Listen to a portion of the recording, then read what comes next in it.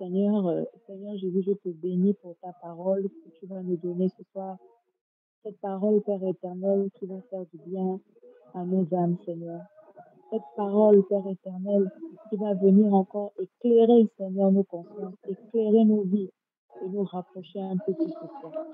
Seigneur, je te prie, viens encore nous guider, viens encore nous inspirer, viens, Père éternel, disposer nos cœurs afin que nous saisissons ce que tu as prévu pour nous ce soir.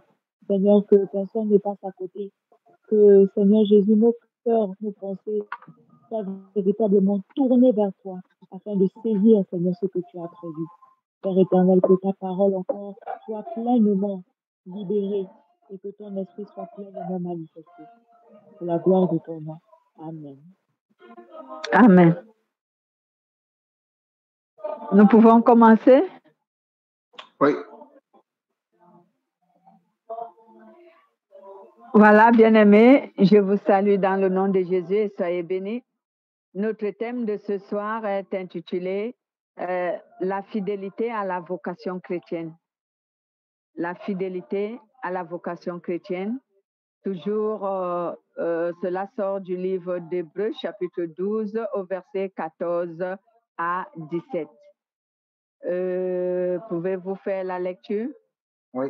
Recherchez la paix avec tous et la sanctification sans laquelle personne ne verra le Seigneur.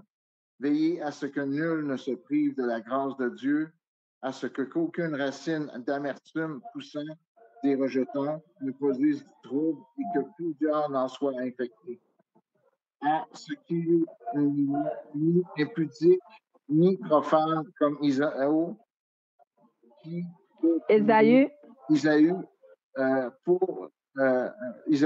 qui, pour un mai, vendit son droit d'aînesse.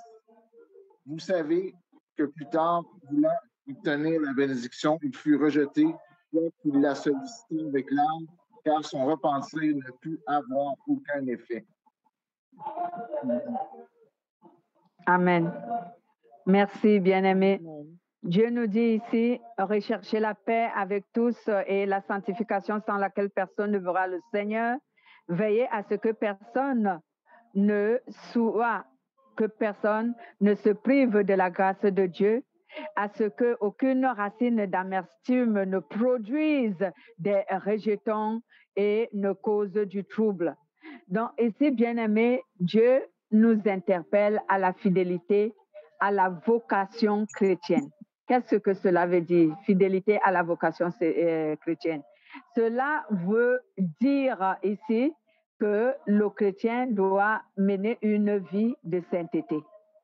Donc, quand on dit sois fidèle à la vocation c'est l'appel à la conversion, l'appel au salut.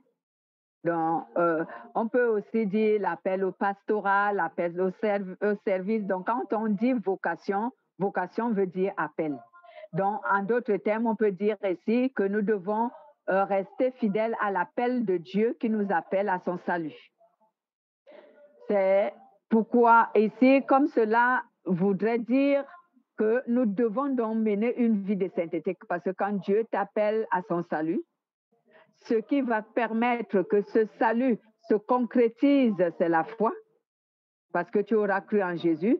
Mais ce qui fera que ce salut te donne l'éternité, c'est la sainteté. C'est pourquoi j'ai déduit, j'ai expliqué ce chapitre, j'ai défini en disant que la fidélité à la vocation chrétienne ici veut nous amener à vivre de manière sainte notre vie chrétienne. Donc, étant donné que nous sommes donc des croyants sauvés, bien sûr, parce qu'il y a des croyants qui ne sont pas sauvés, excusez-moi de le dire. Étant donné que nous sommes des croyants sauvés, nous devons donc mener une vie de sainteté qui atteste notre appartenance à Dieu. Parce que, bien aimé, qu'est-ce qui nous différencie avec les non-croyants? Est-ce que ce sont nos vêtements que nous portons? Non. Même si tu portes des longs vêtements comme les moines, de la tête jusqu'à la pied, tu es couvert. Même les non-croyants portent comme ça. Ils s'habillent de cette manière, ils se vêtissent de cette manière. C'est parce qu'il atteste que tu appartiens à Dieu. Mais il y a une seule chose qui atteste notre appartenance à Dieu et qui marque la différence entre nous et les non-croyants, c'est la sainteté. Amen. Ce n'est que la sainteté qui marque cette différence. Il n'y a pas autre chose, bien-aimé, qui marque la différence entre nous et la sainteté. Entre nous et les non-croyants. Parce que les non-croyants aussi, ils font du bien quelquefois. C'est comme ils pêchent quelquefois. Nous aussi, quelquefois, on pêche. Quelquefois, on fait du bien. Mais en tout ça, si on observe nos vies, on observe les vies des non-croyants, qu'est-ce qui doit marquer la différence? Qu'est-ce qui doit montrer que nous sommes croyants en Jésus-Christ et que ceux-là ne sont pas croyants en Jésus-Christ? Ce n'est que la sainteté. Nous devons faire comme notre Maître Jésus. Jésus était saint. Et c'est au moyen de cette sainteté que tout le monde lui a donné le témoignage qu'il était vraiment un enfant de Dieu. Donc, bien-aimés, ne soyons donc pas comme quelqu'un comme Ésaü. La Bible l'a dit ici. Ne soyons pas comme Ésaü. Pourquoi la Bible prend l'exemple d'Ésaü? Parce qu'Ésaü était un profane. Ésaü n'avait aucune considération pour les préceptes de Dieu. Il n'avait aucune considération, bien-aimé. Si vous lisez l'histoire d'Ésaü, cela sort du livre de la Genèse 25, vous pouvez lire à partir du 25 jusqu'à la fin. Mais vous allez voir ici où la Bible nous décrit qu'il avait vendu son droit d'aînesse à son petit frère Jacob. Pourquoi il l'a fait? Cela, vendre le droit d'aînesse, cela commence au verset 31 jusqu'au verset 34. Donc, Ésaü était un profane. Il ne respectait rien de ce que Dieu a donné comme loi. Déjà, si vous lisez cette histoire, vous allez voir que Ésaü avait épousé les femmes qui n'étaient pas de la descendance d'Abraham. Parce que la Bible interdisait à tout enfant hébreu d'épouser un non-juif, donc d'épouser les femmes des autres nations ou se marier avec les hommes des autres nations. Mais Ésaü, lui, il avait les femmes qui n'étaient pas de sa nation israélite.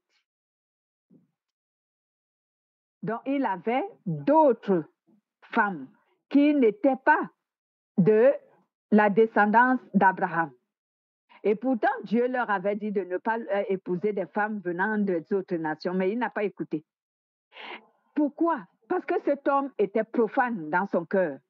C'est pourquoi la Bible nous a dit ici, au verset 15, la Bible nous a dit, veillez à ce que personne ne se prive de la grâce de Dieu, à ce qu'aucune racine d'amertume ne produise des rejetons et ne cause du trouble et que plusieurs n'en soient infectés. Veillez à ce que, verset 16, veillez à ce que personne ne soit débauché ni profane comme Ésaü.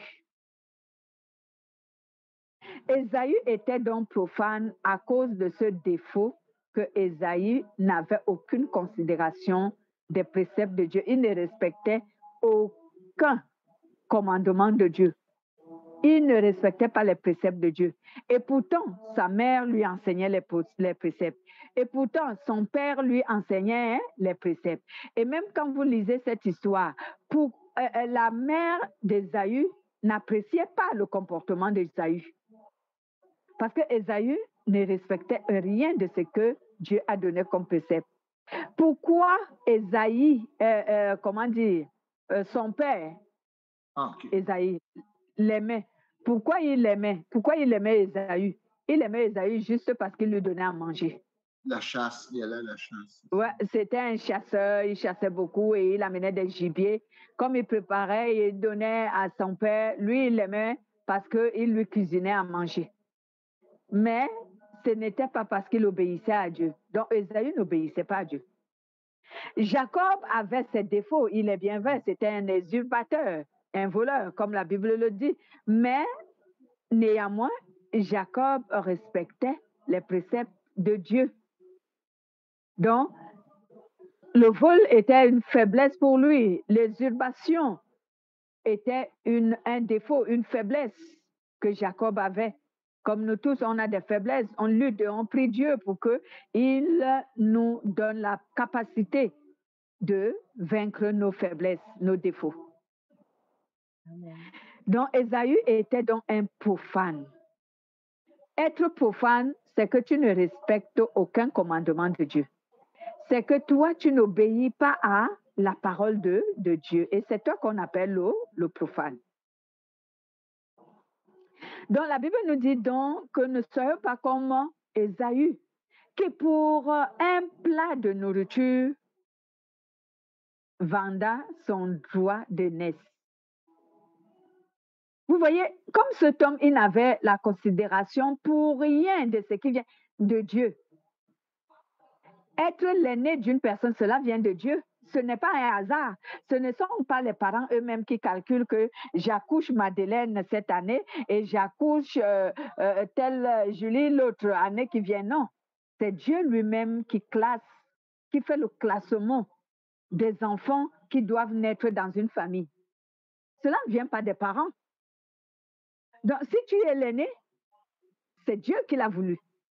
Alors, il faut respecter cela. C'est un droit venant de Dieu qui te donne. Et comme Ésaü ne respectait rien, il n'avait aucune considération pour ce qui concernait Dieu. Même son droit d'aînesse, il n'avait pas de considération pour cela. Pour un plat de nourriture, il a donné son droit d'aînesse à Jacob. Qu'est-ce que cela veut nous enseigner, nous? Cela veut nous enseigner que nous aussi, en tant que chrétiens, en tant que croyants, cela veut nous dire que nous ne devons pas vendre notre âme à Satan en échange pour les faveurs et les avantages terrestres. On ne doit pas livrer notre âme à Satan en échange pour les biens et les richesses de la terre. On ne doit pas livrer notre âme à Satan en échange de quoi, bien-aimé? En échange du bonheur et de la gloire terrestre. Parce que beaucoup l'ont fait déjà. Beaucoup l'ont déjà fait. Beaucoup ont vendu, ont livré à Satan leur âme en échange des avantages de la terre et des faveurs terrestres. Beaucoup lui ont livré déjà leur âme en échange des biens matériels et des richesses de la terre et en échange du bonheur et de la gloire terrestre. Beaucoup l'ont déjà fait. Alors Dieu nous dit que s'il t'a appelé à être chrétien, ne vends pas ton âme pour ce prix. C'est ce que cela veut nous dire. Donc, l'acte qu'a commis Ésaü revient à ce que je dis ici. Donc, Ésaü a vendu son âme pour un rien. Et beaucoup d'êtres humains l'ont déjà fait sur la terre. Et la Bible nous dit que même quand Ésaü a voulu encore être béni, il n'a pas pu. Même quand il a voulu se repentir et dire à son père, bénis-moi, il n'a pas pu.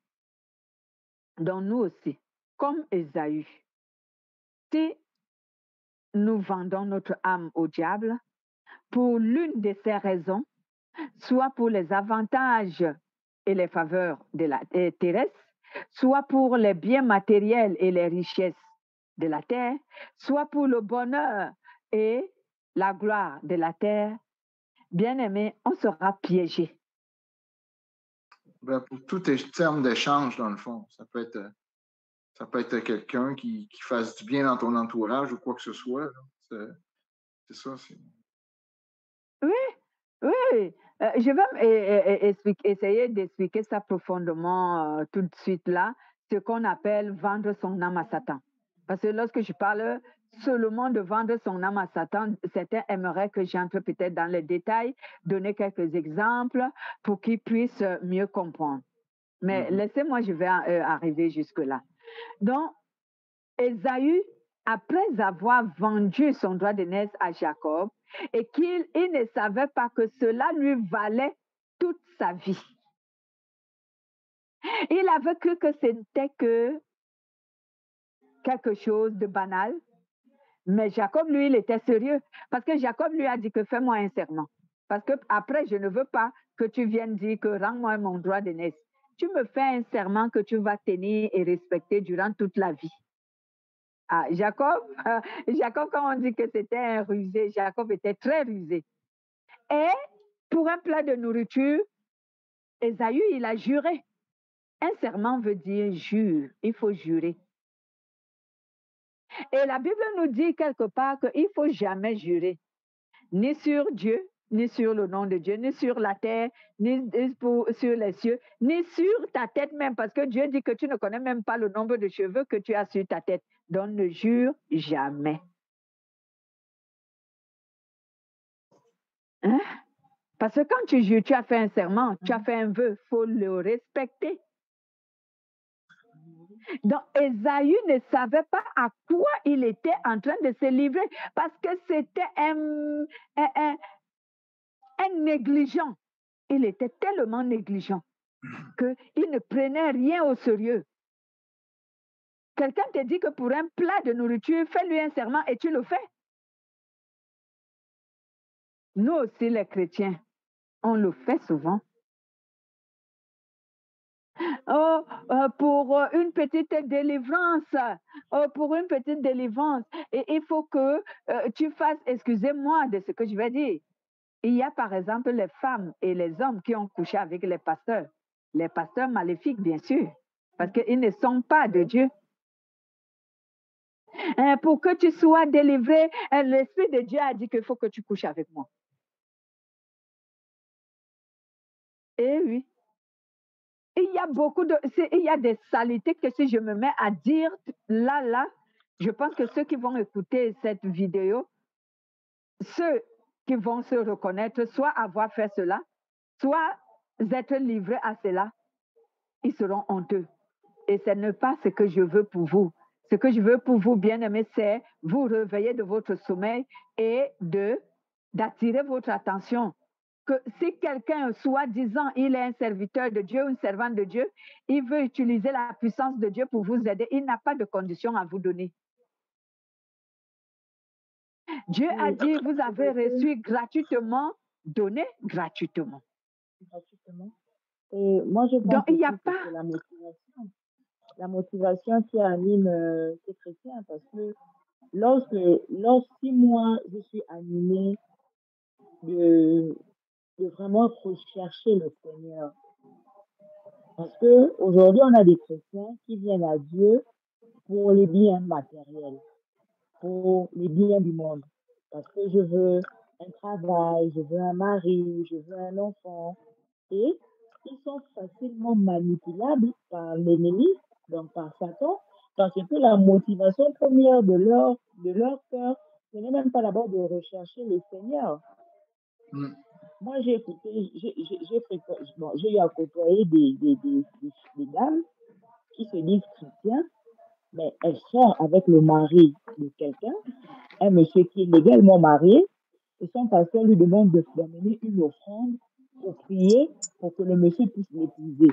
Bon, elle, étant déjà elle, en fait, il la flatte. L'ennemi flatte. On lui dit simplement ce qu'elle veut entendre.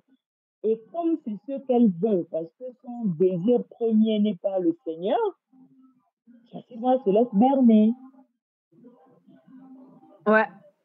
Non, merci beaucoup pour cette intervention. C'est vrai. Je disais, si je me mets à dire tout ce qui se passe, tout ce dont, soi-disant, je parle vraiment du milieu chrétien. Je ne parle pas tellement des non-croyants, parce que les non-croyants, lorsqu'ils vont de partout pour chercher leur avenir, pour chercher leur réussite, et ils sont prêts à tout signer, à tout jurer. Mais nous, les chrétiens, même dans nos milieux, cela se fait, cela se passe. Le pasteur ou la servante de Dieu, qui soit disant qu'il est qu'elle est servante de Dieu ou qu'il est serviteur de Dieu, il vous donne des conditions que vous devez tenir, que vous devez remplir pour qu'il vous fasse, soi-disant, le travail spirituel. pour que vous obteniez ce que vous voulez. C'est une manière de vendre son âme au diable. Ouais. C'est comme d'autres mêmes chrétiens. Il est par exemple au chômage et il se rend il postule quelque part. Et quand il arrive, on lui dit, bon, d'accord, tu as un bon dossier, mais voici ce qu'il faut que tu fasses pour que tu sois admis dans notre société, dans notre entreprise. Il voit bien que ce qu'on lui propose n'est pas de Dieu, mais il accepte parce qu'il ne supporte pas le chômage. Il accepte. Il y a beaucoup d'exemples. Il accepte. Et voici donc la manière dont nous vendons notre âme au diable.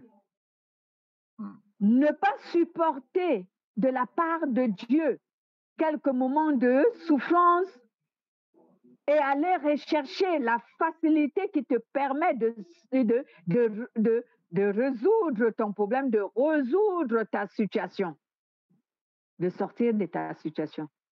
C'est ça. Quelques moments. Dieu nous dit que donnez-moi tout simplement quelques moments pour que je vous aide. C'est que supporter cette souffrance pour peu de temps seulement, nous les chrétiens, on n'est pas capable de supporter. On va chercher des voies et moyens pour sortir de nos situations. Il y a des chrétiens qui m'ont dit, en tout cas, s'il y a la solution à mon problème, peu importe de qui ça vient, ce n'est pas mon problème. Moi, ce que je veux, c'est de sortir de ma situation. C'est de me sortir de mon problème. Que ça vienne de Dieu ou que ça vienne des démons, peu m'importe. J'ai entendu les chrétiens parler de cette manière. Et beaucoup de chrétiens, c'est pour cela que je dis qu'on vend nos âmes au diable. Tu pars chez un pasteur qui est un adepte de Satan et qui, soi-disant, te fait la délivrance et tu obtiens la solution à ton problème. D'où vient cette solution? Elle vient de Satan. C'est que tu as vendu ton âme là. Même si tu as eu la solution à ton problème, mais tu as vendu ton âme parce que cette solution ne vient pas de Dieu. Elle vient de l'ennemi. C'est comme cela que nous vendons nos âmes à Satan pour sortir de nos situations difficiles.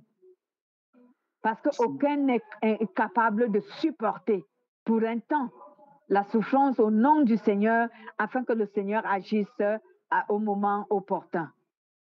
C'est de cette manière que nous faisons embourber. Et la Bible nous dit que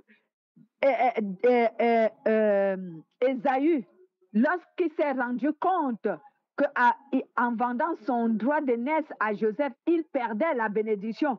Il a voulu se repentir, mais il se faisait tard. Jacob avait déjà obtenu sa bénédiction, sa place. Donc, bien aimé, ce que vous voyez, qui a été fait que Jacob ait été béni par son père à la place d'Ésaü, c'est à partir du droit de naissance que Jacob lui avait donné. C'est de là que ça commence. Il est bien vrai que Dieu l'avait prophétisé parce que Dieu savait que ça allait se produire. Dieu savait que ça allait se produire. Certaines personnes écoutent souvent cette histoire comme si Dieu était injuste. Ils disent, mais Dieu le savait, pourquoi Dieu ne l'a pas empêché? Non. C'est parce que Dieu ne l'a pas empêché. Pourquoi? Parce que le cœur d'Ésaü, Dieu savait que le cœur d'Ésaü ne lui appartiendra pas. Donc, il ne pourra pas gérer le cœur d'Ésaü pour empêcher cette situation. Mais Dieu avait un plan pour Jacob aussi, plus que pour Ésaü. Non, attention. Dieu agit quelquefois sur l'État. Cela ne veut pas dire que Dieu avait forcément un plan pour Jacob. Dieu avait aussi un plan pour Ésaü. Mais au cas où Ésaü se comporterait selon sa volonté, Dieu a un plan pour tous les humains. Tous autant que nous sommes. Il a un plan pour nous.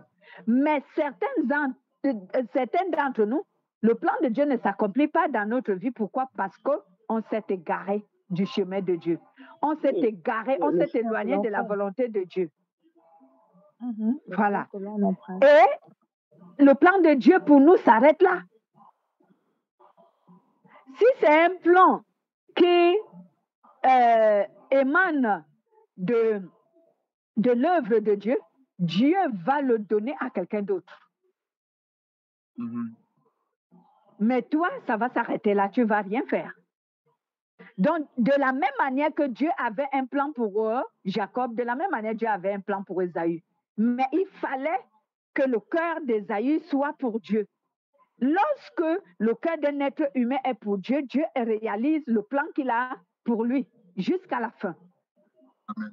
Amen. Jusqu'à la fin, bien-aimés. Prenons l'exemple des enfants des rois, comme Salomon et les enfants de Salomon. Il était dit que toute la maison de David sera roi en Israël à perpétuité. Il était dit qu'ils gouverneront, ils régneront autant pour moi sur les 12 tribus d'Israël. Mais à partir du fils de Salomon, à cause du péché de Salomon, Dieu a changé. Le fils de Salomon n'a pas régné sur les 12 tribus, il a régné sur 2. Parce que Dieu a pris les 10 autres tribus, il a donné à quelqu'un d'autre. Vous voyez? Et pourtant, il était dit que c'est la descendance de David qui régnera sur les 12 tribus d'Israël à perpétuité. Mais Dieu l'a changé à cause du cœur de Salomon et de son fils. Donc, Dieu a un plan pour chacun de nous. Dieu avait un plan pour Ésaü, Dieu avait un plan pour Jacob. Mais le plan de Dieu pour Ésaü ne s'est pas accompli parce que le cœur d'Ésaü n'était pas pour Dieu. N'appartenait pas à Dieu. Alors que Jacob, lui, il a quand même tenu, malgré qu'il avait aussi, lui aussi, les défauts, les faiblesses.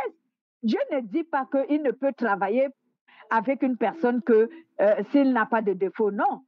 Dieu travaille avec nous, nous avons les défauts, il les corrige. Au fur et à mesure qu'il travaille avec nous. Mais lorsque ton cœur n'appartient pas à Dieu, à ce moment, c'est vraiment difficile pour que Dieu travaille avec toi. C'est difficile. Les défauts sont une chose. Et avoir un cœur pour Dieu en est une autre. Donc, si mon cœur appartient à Dieu, mon âme appartient à Dieu, donc je suis disposée à Dieu, il peut travailler avec moi. Et il peut accomplir ce qu'il veut avec moi. Mais si mon cœur n'appartient pas à Dieu, mon âme non plus ne lui appartient pas, il serait difficile que Dieu travaille avec moi. Il peut m'utiliser pour certaines choses s'il veut, mais il ne va pas travailler avec moi parce que utiliser une personne pour est différent de travailler avec une personne. Je peux utiliser une personne en le commissionnant une fois. Il m'est utile pour cette fois-là, c'est fini. Mais une personne avec qui je travaille, on travaille très longtemps pour accomplir quelque chose. Donc, vous voyez, c'est différent. Dieu nous appelle donc aujourd'hui en nous disant qu'on ne doit pas vendre notre âme pour aucune raison, pour aucun profit ici sur la terre. De peur que lorsque nous allons nous rendre compte que nous avons perdu ce que Dieu voulait pour notre vie, il se ferait peut-être tard et on n'aura plus le temps de se repentir. Ce fut le cas d'Ésaü. Il n'a plus le temps de se repentir. Son père lui a dit, je n'ai plus rien à te donner. J'ai tout donné à Jacob. Malgré qu'il avait insisté. Mais son père lui a dit, n'insiste pas, je ne peux rien te donner. Mais en insistant, si vous pouvez lire les paroles que Ésaïe avait dit à son fils, c'était horrible. Moi, je considère ces paroles comme étant une malédiction. Parce que tout ce qu'il lui a dit à la fin ne bénéficiait pas à ce monsieur.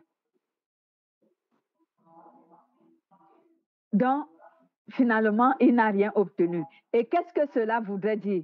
Cela voudrait dire que Ésaü ne pouvait pas être sauvé par Dieu. Il a perdu le salut. Lorsque tu as vendu ton âme au diable, il est difficile pour toi d'obtenir le salut, d'avoir l'éternité. Souvent même, le diable nous aveugle au point où tu ne te rends même pas compte qu'il y a longtemps que tu t'es égaré. Tu apprécies ce que tu vis, tu apprécies ce qu'il t'a donné et tu demeures dans ça. Lorsque le moment arrive que le Seigneur commence à rappeler son souffle de vie, c'est à ce moment que tu commences à regretter. Il se fait tard. Il n'y a pas la repentance après la mort. Tu ne pourras plus. C'est terminé. Lisons Matthieu 16, 24 à 27 et Matthieu 22 à 14. Matthieu, allons-y.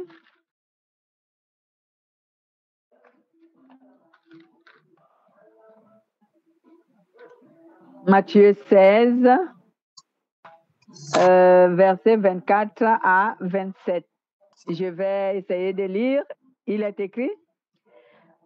Alors Jésus dit à ses disciples, si quelqu'un veut venir après moi, qu'il renonce à lui-même, qu'il se charge de sa croix et qu'il me suive. Quiconque en effet voudra, autant pour moi, sauver sa vie, la perdra. Mais quiconque perdra sa vie à cause de moi, la trouvera. Et que sert-il à un homme de gagner le monde entier s'il perd son âme? Ou encore, que donnera un homme en échange de son âme? Car le Fils de l'homme va venir dans sa gloire de son Père avec ses anges, et alors il rendra à chacun selon sa manière d'agir. Voici ce que Jésus nous dit. Jésus nous dit que lorsqu'on t'a appelé au salut, donc qu'on t'a appelé au christianisme, et que tu as répondu à l'appel de Dieu, renonce à tout ce qui te glorifie sur la terre. Renonce à tous les avantages terrestres de la terre. Est-ce que cela veut dire que si Dieu met sur ton chemin un avantage terrestre, est-ce qu'il faut le refuser? Non, c'est pas ce que je dis. Mais on parle des avantages qui viennent du malin. On parle du bonheur et des faveurs qui viennent du malin. On parle des richesses et tout ce qui vient du malin. Donc, n'accepte pas d'échanger ton âme avec tout ce qui vient du diable. Et tu me diras, mais comment je vais savoir que cela vient du diable? C'est ton cœur. On a parlé du cœur d'Ésaü là. Le cœur d'Ésaü n'était pas disposé, n'était pas bien disposé pour Dieu. Son cœur aimait la chair plus que Dieu. C'est à partir de ton cœur que tu sauras si tu vends ton âme au diable ou pas. Lorsque tu es chrétien, si, comme disait notre sœur Cindy tout à l'heure, si ton cœur ne désire que les bienfaits de Dieu, mais tu ne désires pas la croix de Dieu, tu ne désires pas le royaume de Dieu, c'est que toi, tu vas vendre ton âme au diable. C'est à partir de ton cœur que tu sauras que tu es en train de vendre ton âme au diable. Qu'est-ce que tu veux? Pourquoi es-tu venu en Christ? Qu'est-ce que tu attends de Dieu? Qu'est-ce que tu cherches dans le christianisme? Est-ce que c'est les bienfaits de Dieu que tu cherches? Si ce sont les bienfaits, c'est que toi, tu vas vendre ton âme. Parce que Satan aussi va te présenter ses bienfaits. Et tu les accepteras sans t'en rendre compte que cela vient de Dieu.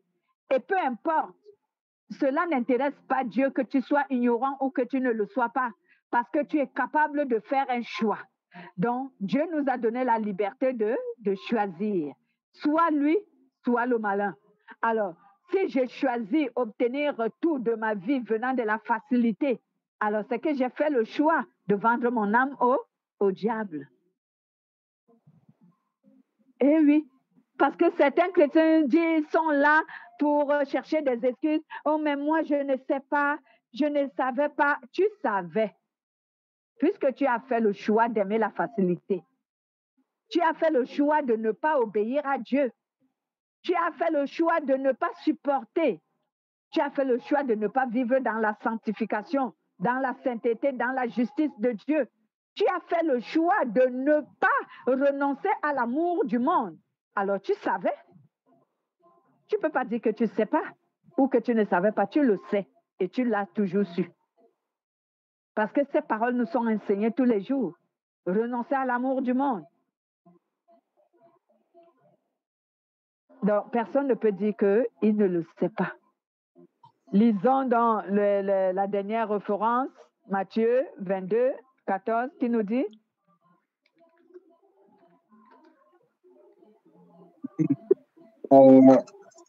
Verset 14. Oui. Car il y a beaucoup d'appelés, mais peu d'élus. Exact. Il y a beaucoup d'appelés, peu d'élus. Bien-aimé, si tu n'es pas fidèle à la vocation céleste dont tu as été, il y a je ne sais combien d'années que tu es converti, parce que c'est à partir du moment où tu es converti que tu dois commencer à vivre la fidélité à la vocation céleste. Donc, c'est à partir de ce moment que tu es converti que tu dois commencer à vivre la sainteté. Alors, si depuis que toi, tu as répondu à l'appel de Dieu, tu ne marches pas selon sa volonté, tu seras parmi ceux qui sont appelés, mais tu ne seras pas élu. Parce que oui, bien-aimés, ne croyons pas que parce que nous nous faisons appeler chrétiens, parce que nous communions dans des églises, ou parce que nous nous tenons au pupitre, nous prêchons, ou parce que nous prêchons derrière les chaînes des réseaux sociaux comme ce que je fais, cela veut dire qu'on est élu. On n'est pas élu là, on est appelé encore. Élu. On connaîtra qui est l'élu quand le Seigneur va arriver. Tous ceux qui seront enlevés de la terre et qui monteront pour les noces de l'agneau, ce sont eux qui sont donc des élus. Donc, cherche à être un élu et demeure un élu jusqu'à la fin, afin que tu ne rates pas l'éternité. Voici donc où est-ce que le Seigneur nous a amenés aujourd'hui. La parole dont il s'est réservé de nous enseigner, c'était celle-là. Est-ce qu'il y aurait des interventions? Je pense que notre sœur Cindy a un problème avec sa connexion.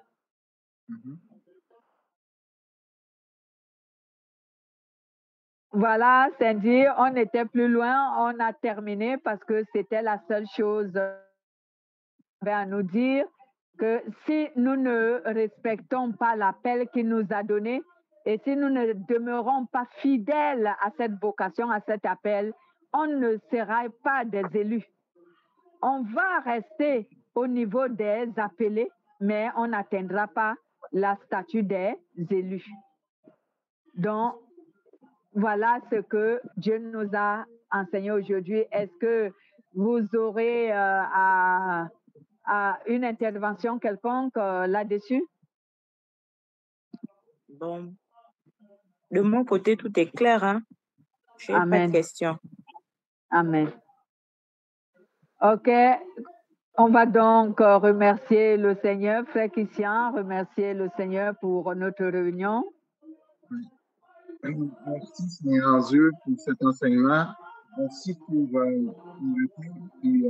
souligner que tu nous as tous choisis, Seigneur, à vivre une vie abondante avec toi, Seigneur Dieu, qu'on puisse vraiment ouvrir les yeux et puis de rester saint, Seigneur.